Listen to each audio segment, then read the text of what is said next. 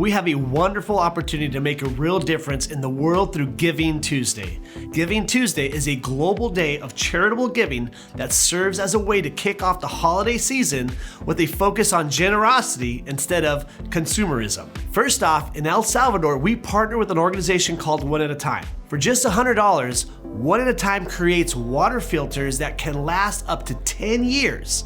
South Hills has provided water filters for 160 families in El Salvador so far. But we don't stop there. We connect these families with a local church in El Salvador called We Are Heaven. Now, let's shift our focus to a project with an organization called Tumaini in Kenya. This remarkable nonprofit organization conducts essential ministries like running a school, providing employment opportunities, they plant churches. Tumaini is currently raising funds to construct a $6 million hospital in Kenya, which will make a substantial impact on the region's healthcare. So far, they've raised $2 million, and I believe our contributions can make a significant difference in bridging the gap and bringing this vital hospital to fruition. Tumaini has been a great partner for South Hills. They are how we have a global campus in Kenya. And through our global campus, we continue to serve that community. This year, we want to sponsor 100 kids in that community to have a Christmas. And all it takes is $20 to provide a Christmas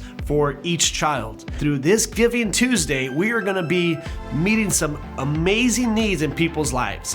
Everything you contribute to Above and Beyond from Sunday, November 26th through Tuesday, November 28th will go directly towards these remarkable initiatives, providing clean water and access to healthcare, education, and a journey of faith. Together, we can continue to make a profound impact in people's lives.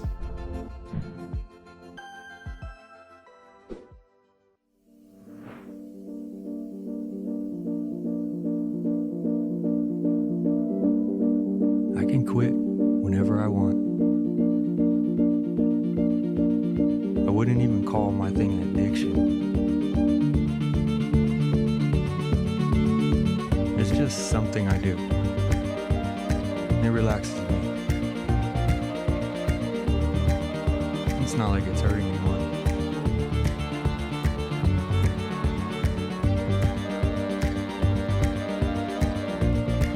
Is it the best thing for me?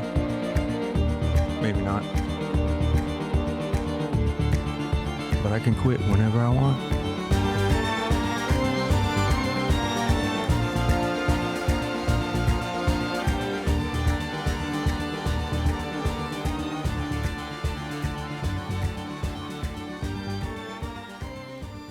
So I've always kind of been endlessly fascinated by human beings and the way that we behave and the way that we think and the things that make us tick and the way that we're wired.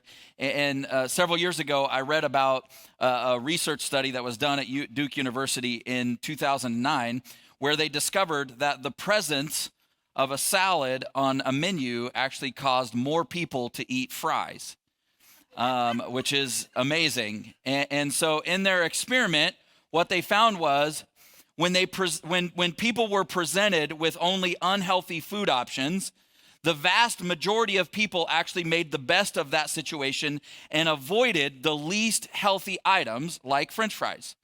But as soon as a salad was added as an option, not only did nobody order the salad, the overwhelming majority of people then went and ordered fries.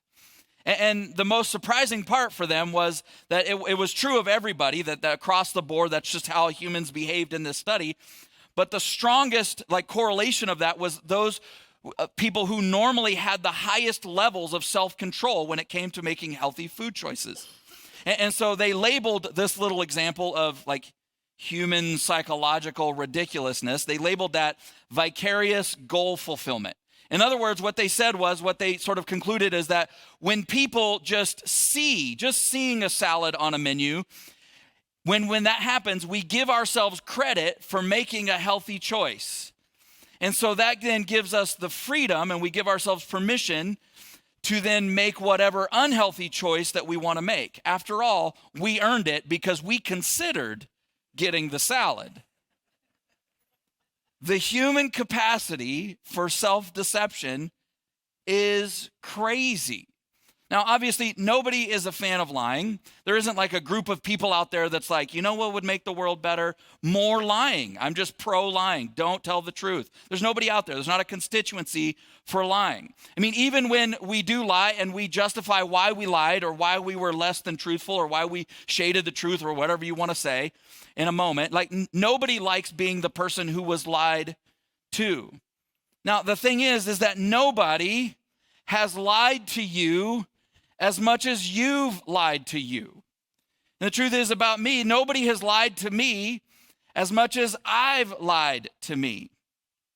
So when I was like 19, 20 years old, just before my wife and I got married, I was going to school and I had been sort of a hot mess as an adult and just sort of like crashing into adulthood with all kinds of problems and just trying to figure out life. And so I was going to school and I was driving over to town to the city college, Sacramento City College, and I didn't want to get up early enough to go fight for a parking spot, even though I paid for a parking pass and the whole deal. It's just like I was going to have to get to school like an hour and a half early before my class just to get a parking spot, which was dumb because I could be sleeping during that time. And so around the city college, around the community college was a neighborhood, and there were signs everywhere. You can't park in the neighborhood. There's no parking, no student parking. And so one time I was driving, I got there late, I couldn't find a parking spot, so I was like, you know what, I'm just gonna chance it. I went and parked in the neighborhood, and the worst possible thing that could have happened. I didn't get a ticket. And so I thought, this is it, man, I'm in. I found the secret. The signs are just there to scare away the stupid kids. Those of us that are smart enough that can figure out that the system is that you can park here, we get to park here. And so I went and I parked there the next day and I came out and I had a parking ticket. And I was like, oh, this is just a one-off thing. That thing yesterday where I didn't get a ticket, that's what's it. So that semester, I got 17 parking tickets. Now, the worst part about the parking tickets was as they started piling up, I wasn't sure what to do. And so I think I just thought, if I just ignore these, they'll go away. And so I just kept, every time I got one, I put it in my glove box and closed it up. And I just went about my life. I was happy. It didn't matter. I was getting parking tickets, but as far as that was just the price of that, that's just what happens. Until about 6 months later, I got a notice in the mail from the county of Sacramento saying that a bench warrant had been issued for my arrest for outstanding fines that had not been paid, and I now owed like $1,700 in parking tickets. And so I showed up at my court date, and I pled stupid, and they accepted that plea, and the judge graciously lowered it back down to like $250 total for the 17 tickets, and I scraped together a little bit of money and paid that off. And it was just a really hard, kind of stupid lesson to learn. Unfortunately, for me, that's not the only time that I've kind of ignored reality or lied to myself and just sort of pretended that, like, if I go down this path that's leading over here, that somehow I won't end up over there. That I can go this direction down this path, but I'll end up over there where I really want to go. Ever been there? Ever denied reality? Ever just stuck your head in the sand? Ever thought, I can get away with it. I got this. When I look back to early adulthood in my life, I was a total and complete mess, as I said a second ago. I still, honestly, I am, but thank God I'm just not the mess that I was then. I've been cleaned up a little bit. The way I was back then, it almost cost me some of the most important people and relationships in my life, whether it was because of money or school or jobs or relationships. Like I was the guy that everybody loved to be around because I made people laugh and I was a lot of fun and I was super nice and friendly, but nobody took seriously or nobody really trusted me because I was just a mess all the time. And some of it was because I just had some growing up to do, but a lot of it was me trying to get my arms around what it means to actually be a person of character, what it means to make good choices and have habits in your life that lead to the kind of life that you're trying to build. And honestly, that is exactly what this series and this conversation has been all about. Our patterns, our choices, our habits, our addictions, the things that we sort of give ourselves to that we get hung up with. But it's also really been about how we change and how we grow and how we get free from those things and how we heal and God works in our life. See, most of our bad habits, most of our addictions, they usually come from attempting to meet a legitimate need in an illegitimate way. And so we have stress, or we have pain, or we have trauma or grief or fear that just feels too big for us, and we get overwhelmed. And so what do? We cope. And we cope in any number of different ways. We cope in whatever way we need to cope in order to get by and just get through. Kind of escape and push off all of that discomfort and pain and fear and grief. And honestly, that journey for all of us is really defined by the lies that we tell ourselves. Whether it's just that moment where we say it was just a one-time thing, I'm not ever really going to do that again, or I got away with it before, I'll certainly get away with it again, which was the game that I played with the parking tickets, right? And nobody will notice. I mean, I got it under control. But then there are moments where you do make the change, right? Where you break out of that habit or that pattern or that addiction, where you did turn it around, where you confessed it and you took action and you got some accountability and you experienced some level of freedom as a result. And it felt amazing, and you told yourself, I am never going back there. I'm never going to do that again, ever. And you meant it, and you didn't for a while until you did. Have you ever been so public with a victory that it made admitting defeat feel almost impossible? Because when you got past that thing, you weren't being proud, you weren't being prideful, but you just let people know, like, hey, that thing that was kind of messed up about me, like, I got past it, I'm better, I conquered it, I'm on top of it. And then when you mess up, when you fall back, when you make that mistake, when you're back into that same habit, that same choice, man, it's hard to just come out and say, I did it again. See, the truth is, on the road to wholeness, we all have detours. We all have dead ends. We all have moments where we return to old patterns and old problems and old habits. We all have times where we take one step back for every 2 steps that we take forward. Sometimes we take 2 steps back for every 1 step that we take forward.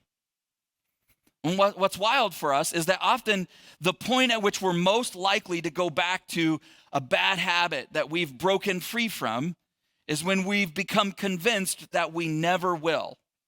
So in one of his letters in the New Testament, the Apostle Paul is writing to some people in a church about their choices and their habits, and as they're sort of figuring out what it looks like to follow Jesus and kind of break free from some of the cultural things that were just sort of normal in the city where they lived. And as he writes this letter, he's using all of these Old Testament Jewish stories from the Old Testament of the Bible, and he's using them as cautionary tales of what not to do. And then he says this phrase as kind of a takeaway or a lesson to be learned from those people. He says in 1 Corinthians chapter 10, verse 12, he says, anyone who thinks he is standing strong should be careful not to fall. In other words, it's the moment when you feel like, I'm doing great, that you're most likely to actually fall down, right? Like the Old Testament sort of version of that is that pride goes before destruction. Pride goes before the fall. That the moment that you're confident, like, I'm good, I'm strong, I got this, is the moment that you should be careful that you don't actually fall. See, I think one of the biggest lies that we tell ourselves most often is like, I got this. That was a problem, but I handled it. I'm good now. See, and the problem is that when we start thinking like that, it's almost always followed by us letting our guard down or letting go of some of the things that helped us heal or get free or get past that thing that we did to begin with. And every time we do that, it's only a matter of time before we don't got it and we're not good. See, when we stop doing the things that we did to get free, it's almost impossible for us to stay free. And this is true whether you're a person of faith, whether you're a Christian, a believer, a Jesus follower or not, whether you believe in God. See, because faith in God doesn't exempt us or inoculate us from destructive choices, habits, and addictions. Have you ever known somebody who really believed in God, who had grown up in church, who believed in Jesus and wanted to follow him, but they just kept making destructive choice after destructive choice after destructive choice? Why is that? Well, it's because faith doesn't inoculate us from bad choices and bad habits and addictions. One of the people in the Old Testament whose story that you might know a lot about is a guy named David. And David had some really epic moments of courage and faith in his life, but he also had some gut-wrenching moments of brokenness and sin. And what's interesting is that when you read David's story, when we look back at that, we almost always, especially if you're a person of faith and you've grown up in church and you've heard all the stories, right? We almost always read his life and the stories of his life with a bias, right? Because we know he's one of the good guys in God's story. And so that's the lens through which we look through all of the different parts of his life. So there's this halo effect when we read David's story, and causes us to sort of enlarge and magnify and amplify the good and sort of diminish and downplay all the bad. And how could there not be a halo effect around David? I mean, you don't have to be around church very long before you know a few basic things about him. You know that he fought and killed a giant. You know, you've probably heard that he was known as a man after God's own heart. You probably also know that Jesus, the Son of God, was a descendant of David's on Jesus' mom's side, on his father's side. And yeah, there was the whole Bathsheba thing that you might know about, but I mean, nobody's perfect, right? But I wanted to look at a handful of moments from his life because I think they illustrate so much of what we're talking about in this series. And so, as I mentioned a second ago, you kind of know the whole Goliath thing, you know the whole slaying the giant thing. But part of that story that you may not know is that the king, who was Saul at the time, he had offered a reward for anyone who defeated the giant. And that reward consisted of two things. Number one, you got to marry one of the princesses. You got to marry one of his daughters, which, all right, let's go. The second one, I think, is probably maybe a bigger sort of catch, and that is that you were exempted from paying taxes for the rest of your life. Wouldn't that be amazing? Wouldn't it be amazing if the government just showed up and just said, look, you're awesome. You've contributed so much to this country. Just take the rest of your life off from paying taxes. Wouldn't that be amazing? You're just like, I don't need to marry a princess. I just won the lottery. All right. And so after David kills Goliath, the king offers one of his daughters to David. But it turns out there was some fine print in the offer that David was unaware of, because when you're the king, you get to change the terms whenever you want. And so this is what happens in 1 Samuel 18, verse 24. It says, when Saul's men reported back to the king, he told them, tell David that all I want for the bride price is 100 Philistine foreskins, as tradition would have it, you guys. Vengeance on my enemies is all I really want. But what Saul had in mind was that David would be killed in the fight. So this is some real Games of Thrones-y kind of stuff. Because David slays the giant, but now everybody's thinking David's awesome. And so the king's like, yeah, but I'm the king, and you can't be more awesome than me, so you gots to go. Verse 26. David was horrified. No, David was delighted to accept the offer. I've been waiting to go capture some Philistine foreskins, right? Before the time limit expired, he and his men, they went out and killed 200 Philistines, not 100, 200. And then David fulfilled the king's requirement by presenting all 200 of their foreskins to him. I mean, this is a gruesome, gruesome story. And so Saul had no choice, but he gave his daughter Michal to David to be his wife. See, if you've never read the Bible and you think it's boring or interesting, man, read the Bible. It is not boring or uninteresting. So eventually the king becomes so obsessed and so jealous of David that his assassination attempts aren't as covert as this one. And so David basically becomes an enemy of the state. He goes on the run as a fugitive. And Saul dedicates his life to hunting him down and having him killed.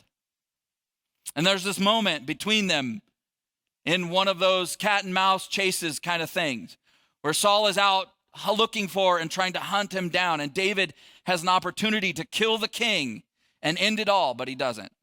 This is what happens in 1 Samuel 24. It says Saul went into the cave to relieve himself, but as it happened, David and his men were hiding farther back in that very cave. Now's your opportunity, David's men whispered to him. So David crept forward and cut off a piece of, when you just read a story about foreskins, you don't know where this story's going when David creeps forward to cut off something. So he cuts off a piece of the hem of Saul's robe, but then David's conscience began bothering him because he had cut Saul's robe. And so David restrained his men, and he did not let them kill the king. After Saul had left the cave and gone on his way, David came out and shouted after him, "My lord, the king." And when Saul turned around, David bowed low before him. And this is a powerful and extraordinary scene. It's incredible that David made this choice.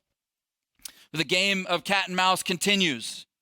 And part of the way that David and his men survived while they were on the run was because everybody knew who David was. He was the guy who slayed the giant. He was the guy who the prophet said was going to be king after Saul. He was the guy that all the prophecies and everybody was thrilled about, and the chicks dig him and the dudes want to be him. And he was the guy. Everybody knows who David is. And so all the farmers and the ranchers all in the countryside would all feed him and his men whenever they needed it. And in turn, David and his men would defend and protect those farmers and ranches from thieves and raiders whenever they needed it. And so one day they're rolling up on a large ranch that was owned by a guy named Nabal. And David sends a few of his guys to meet with the guy to ask for help from Nabal and his family, just for some food and a place to stay and get sort of freshened up before they head back out.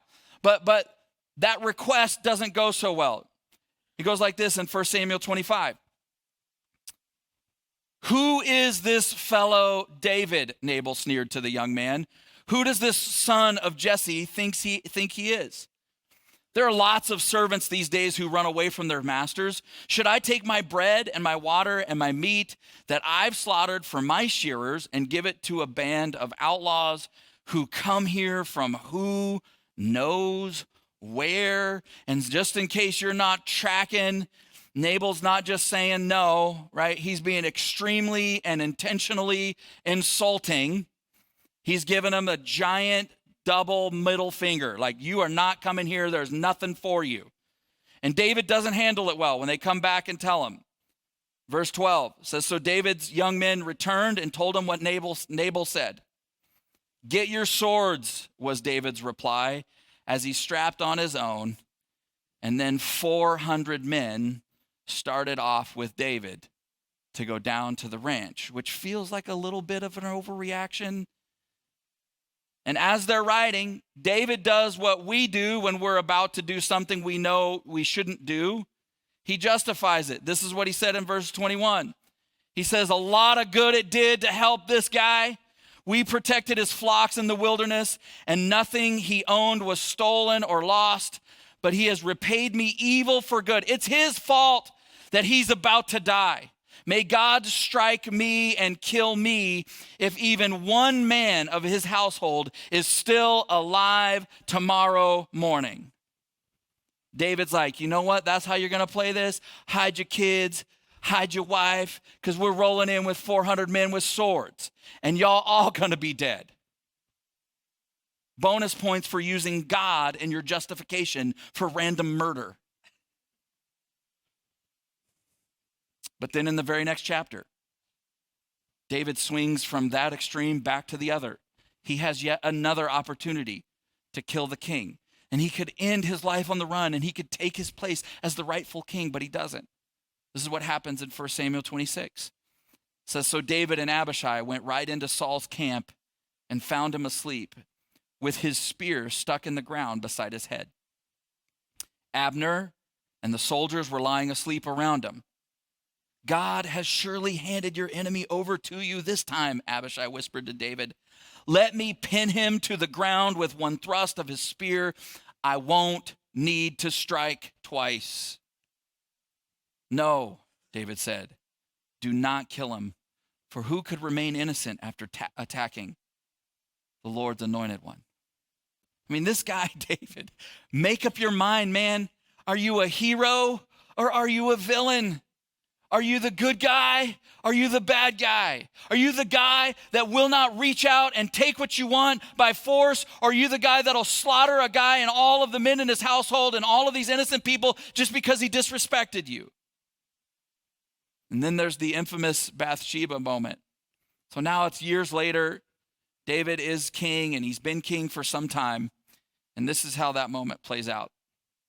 2 Samuel chapter 11, verse 2, it says, late one afternoon after the midday rest. Isn't that, don't you wish you had a midday rest? Yeah, just, it was like an official built into your schedule thing. I'd like to, but that's during my midday rest. I can't. David got out of bed and was walking on the roof of the palace. As he looked out over the city, he noticed a woman of unusual beauty taking a bath. And he sent someone to find out who she was. And he was told, she is Bathsheba, the wife of Uriah the Hittite. And then David sent a messenger to get her. When she came to the palace, he slept with her. Later, when Bathsheba discovered that she was pregnant, she sent David a message saying, I'm pregnant. And she took him on the Maury Povich show, and they ran the DNA test, and he said, you are the father. And so now David's in a real jam, and so look at what he does. Verse 14, David wrote a letter to Joab and gave it to Uriah to deliver. I mean, this is some shady stuff. The letter instructed Joab, station Uriah on the front lines where the battle is the fiercest, and then pull back so that he will be killed. I mean, it's hardcore to kill a man and take his wife so you won't be discovered. It's a whole nother level to make that man carry the letter that is the instructions for you to be killed. And so that is exactly what happens. David murdered Uriah, and he took his wife. So I grew up in church hearing some of these stories in Sunday school, and what David did to Bathsheba was always described as adultery. The problem with that is that implies that both people were willing participants. I don't think it's coincidental that in the language of the story that when she gets to the palace, it doesn't say that they slept together. It says that David slept with her. See, I think that moment was actually much more like rape than it was adultery. It was brutal. It was horrific. Because when the king summons you, you do what the king wants you to do. So, listen, I don't want you to mishear me. I'm not looking at these stories trying to impose some sort of 21st century morality or ethic on something that happened 3,000 years ago, because this is 3,000 years ago. Okay, that would be silly. I'm not trying to tear David down. I'm not trying to trash him. But I do think that his story is really helpful for us to understand the nature of how desperately we're all broken, what we're all capable of. Because I think when you read the stories of David's life, you actually start to see a pattern. And maybe you picked up on it as we were sort of ping-ponging back and forth across these moments. That he was on his own. When you read his story, he was on his own from the time he was very young. Most of his life was war and violence. It was kill or be killed. And so he has this sort of built-in default, this dark side that he's always battling. And sometimes he kept it in check and was healthy and was in a good place and really following hard after God. And other times he was like, you know what I want. And guys, look, I deserve it. I'm the king, or I'm about to be the king. And if you don't give it to me, I'll just power up and take what I want by force from you. And I don't care. I mean, just go and read the Psalms, so many of them written by him. And part of what makes them so powerful is that they're so human. Because one minute he's begging God to kill the people he doesn't like. And the next minute he's writing about God's love and his mercy and his faithfulness. See, I actually think David had an addiction. I think he was addicted to self. And which, if I'm being honest, that's the addiction that I can relate to the most. I actually think that addiction to self is the place that every other addiction grows from. And it's not always our fault. Sometimes we were just doing what we had to do in the moment to survive, to try to love and take care of ourselves because the people who were supposed to love and take care of us didn't or couldn't or wouldn't. We were just trying to meet legitimate needs, but meeting them in illegitimate ways. But it was the only way that we knew how. And so like David, we swing back and forth from controlling our worst impulses to having them control us. And it's super frustrating if you've ever been in that experience. right? Because we just want to conquer things and be done with them. We just want to be like, I'm over it. I beat it. I'm better than it. I'm stronger. I got healthy. That was me. That was the old me, but now I'm better and I'm good and I got it.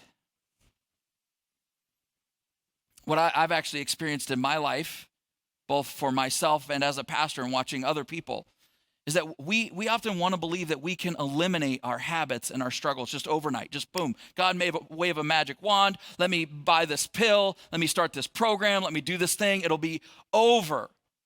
But most of the time, we actually just have to learn to manage those things every single day of our life. And I don't know about you, but that's not what I want. I mean, why can't we just give it to God and he takes it from us and then we just get to walk away? And the truth is, like, there's some of the things that are like that where we can, but with others, it just doesn't work. And then it's also different things for different people. Not everybody struggles with the same thing. Like, have you ever looked around and thought, like, why do I have to struggle with this? And they're fine. I mean, that's not fair. I should be over this by now. When do I get to be done fighting this particular battle? God, I don't want to fight it anymore. And then there's part of us that thinks that if God was real or if he cared, if he really loved us, we wouldn't have to deal with this thing anymore. He wouldn't abandon us in our weakness, in our need. And if we're a Christian, sometimes we think, well, if I was just more spiritual or if I just tried harder, then I'd just be past it. That real Christians, real believers, they don't deal with this kind of stuff. So in 2 Corinthians chapter 12,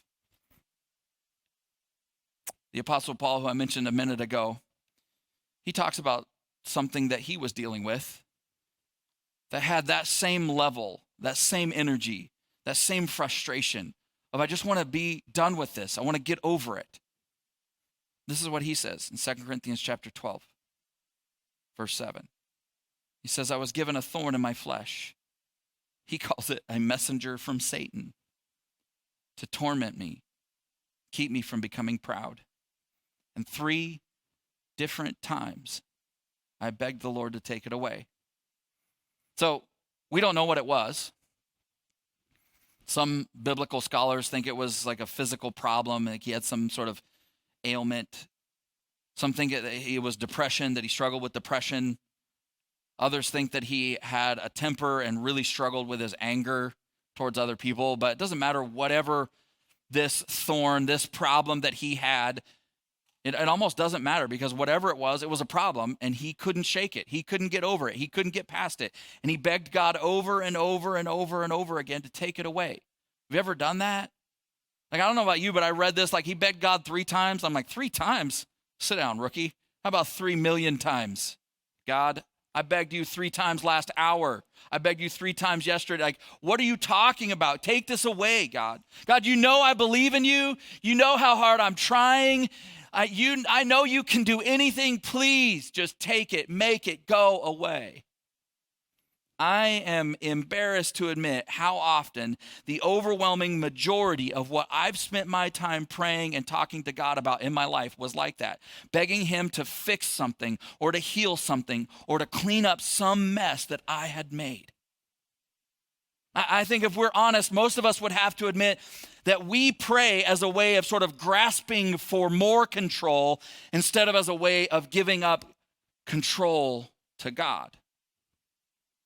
But that is the opposite of what Jesus repeatedly talked about. In fact, in Luke chapter 9, verse 23 and 24, Jesus said this.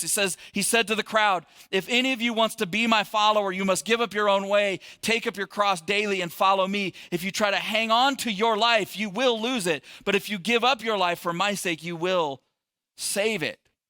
I want to draw your attention to that phrase that he says, give up your own way. To give up the need to be in control, to give up your own way, that God, this is how you have to fix it. This is what you need to do for me. Please take this.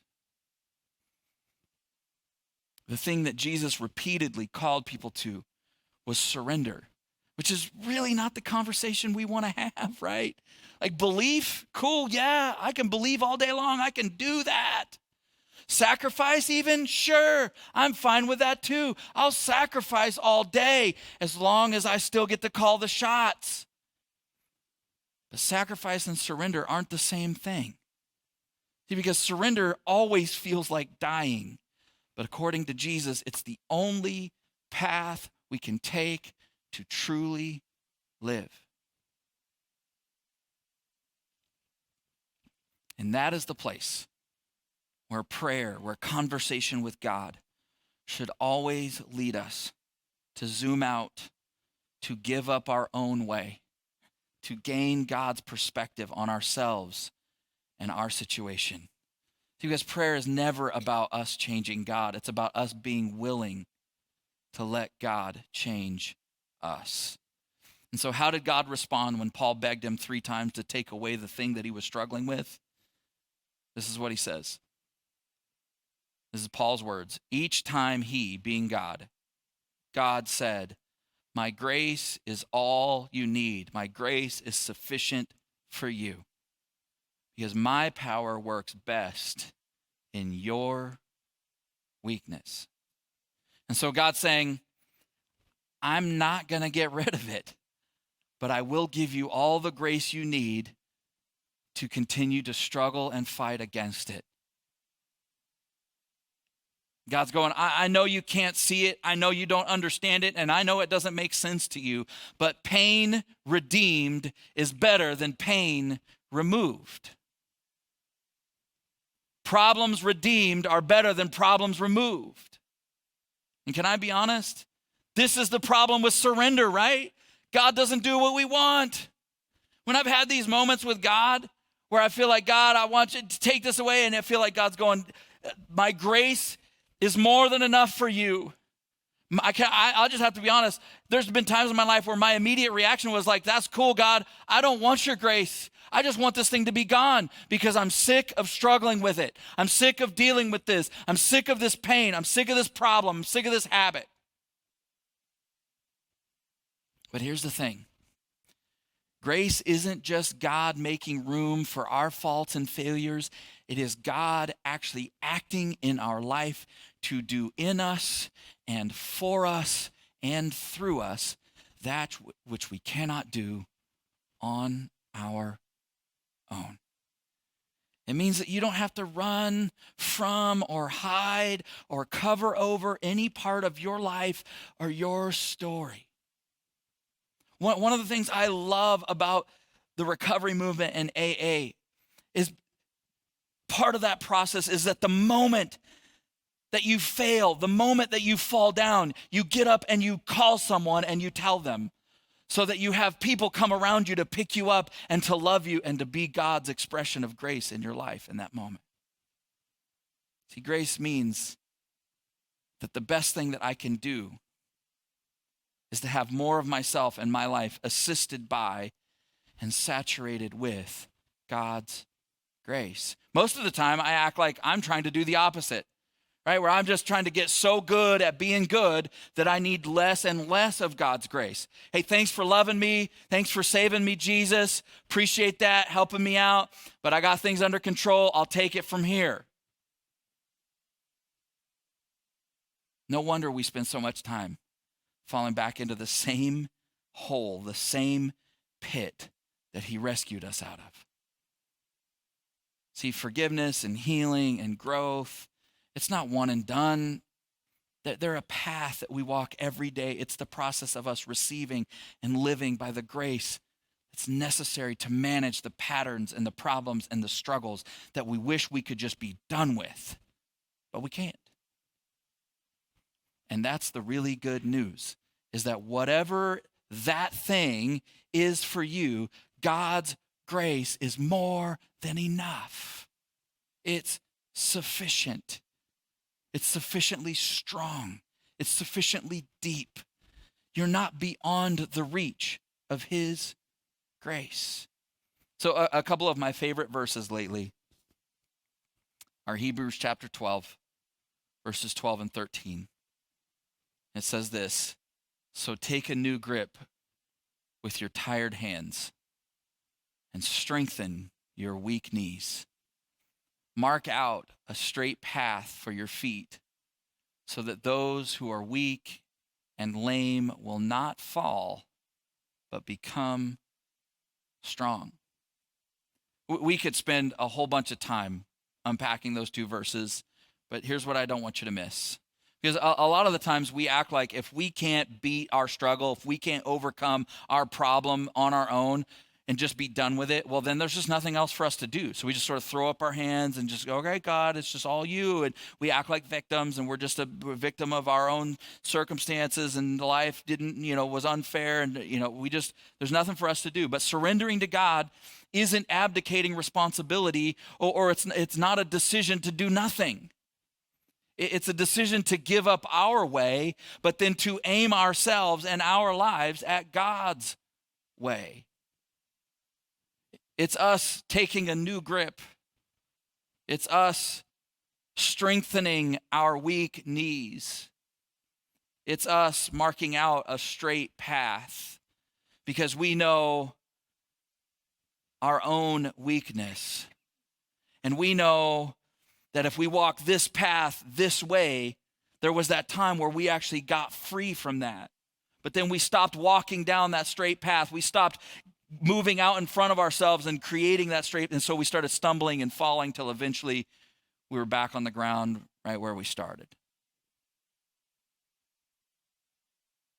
See, I think one of the challenges when it comes to giving our life to Jesus is that we're trying to give him something that we don't really fully have control over ourselves. Because we're just like, God, there's a whole bunch of stuff going on in there that I don't understand, and I don't know where it's coming from, and I can't control it. But I'm just going to try to give as much of it to you as I can.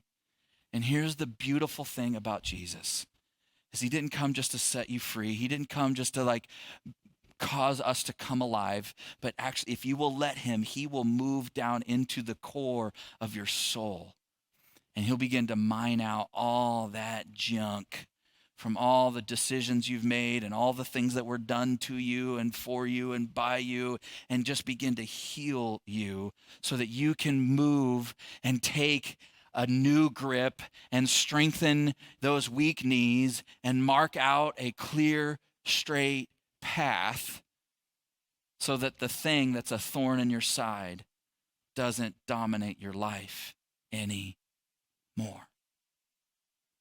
And so that's his invitation, to come, give up your own way, take up your cross, die to yourself, surrender yourself, and invite him into your life. Not just to be your buddy, not to be your life coach, not just to be your savior, but to begin to come into your life as Lord and begin to lead you down the path that leads to life. That's how we get free. That's how we stay free. Would you pray with me?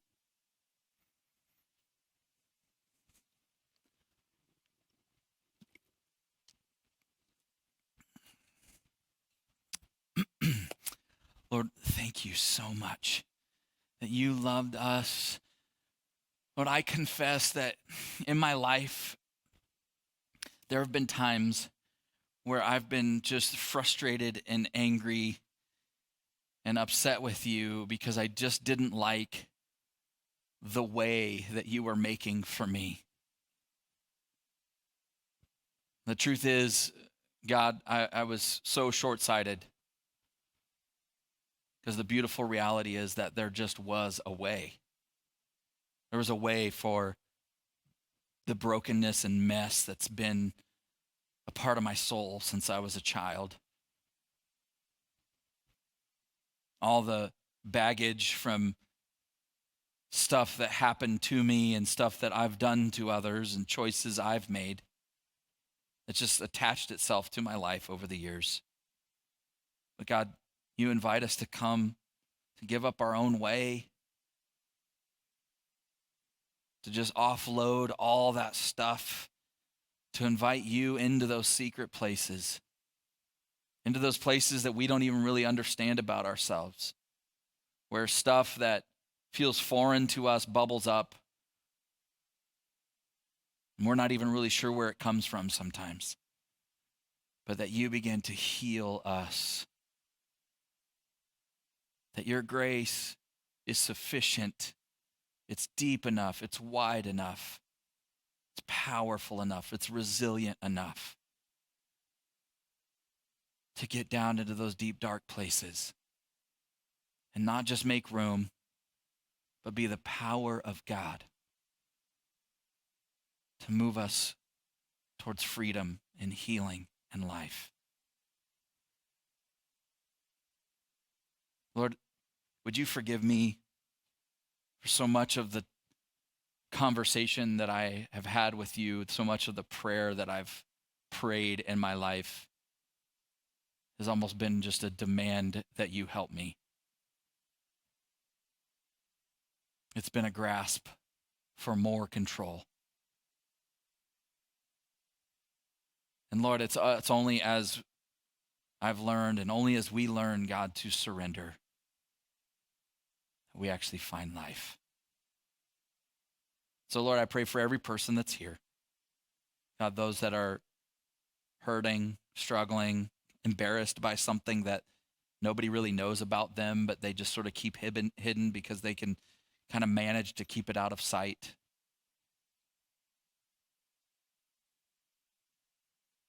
I pray that you would meet them in this moment with grace, that they would know that you love them, that we love them. Lord, because of your love, that there's this sense of family and community and connection here. Lord, for those that have not really begun that journey yet of faith in Jesus, that today would be the day, that would be the step they take. Lord, as fully as we know how to do, we just say, Jesus, I give you my life. All of me, even the parts of me I can't control. Thank you for loving us. Thank you for grace. In your name we pray. Amen. South Hills Church, I just want to take a moment and say thank you for watching our service online. Whether you're watching it for the first time or you're watching it again because you enjoyed the service so much from the weekend, I'd like to take a moment and dive into our giving. Every week we give people the opportunity to give back and give to the local church so that God can continue to bless your lives and bless your finances. Here at South Hills, we believe that everything comes from God. We believe that He's the one that chose us and brought us into this world, gave us our gifts and talents and abilities. And I just want you to know that when we give, we are giving back what God has already given to us. If you've ever seen any of our envelopes at a South Hills campus, you'll see on there that it says, every week at South Hills, your generosity is giving people the opportunity to live a better story. And there's a scripture on there in Matthew chapter 6, verse 21 that says, where your treasure is, there your heart will be also. So I want to encourage you today to click down below and set up your giving, whether it's for the first time or whether you're doing reoccurring giving. We have 4 ways to give here at South Hills. 1, you can do it in person at any of our campuses through an envelope. Or 2, you can actually text any amount that you would like to 84321. And the 3rd way is to download our Church Center app. I encourage you to do this one because the Church Center app gives you opportunity to stay connected with our church and your campuses. It's a great tool and resource for you to know what's going on. And the 4th way to give is to give online. You can go to southhills.org/give and you can set up your giving there. Whether you're a guest of our church or whether you are a member of our church, whether you simply just like to watch our services, I encourage you to trust God with your finances so that He can bless and anoint your finances and you can be trusting God in this journey of living life to the fullest. I love you and thank you for watching our online service today.